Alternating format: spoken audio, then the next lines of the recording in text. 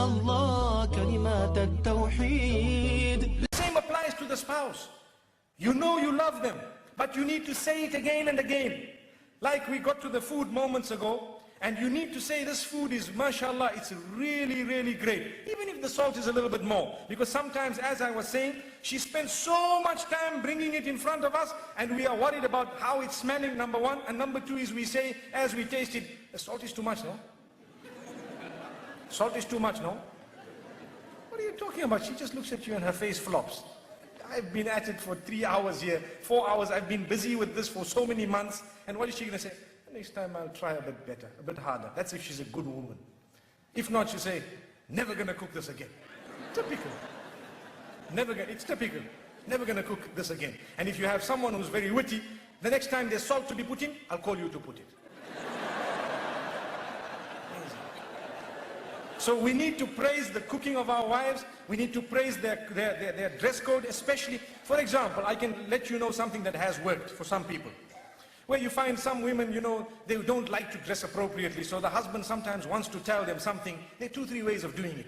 You can either say, this is very bad, I don't want you to wear this, and you might have a response. But if you want a response from the heart, what you do is, you tell them, the other dress looked much better than this. You see, so you are praising one thing, and that praise is not there when the other thing is there. So you have told them in a way that this is what I really love. And go beyond the limits in praise. That's your wife, don't worry. You can say whatever you want to. MashaAllah, in terms of goodness. Like the food, when you eat, even if it is a little bit this way, that way, just praise it, MashaAllah. See what it is. Praise the effort at least, MashaAllah, Let me tell you what has happened once. They say the Imam in the masjid said, in fact, 2 things have come to my mind. The Imam in the masjid said, you need to praise the cooking of your wife, just like I said now.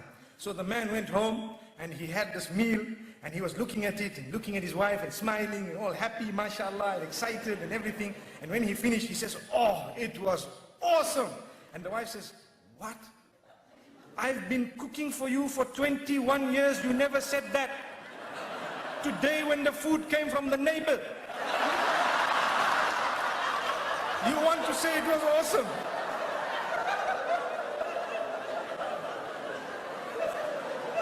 So he says, oh, I'm sorry about that, I didn't know.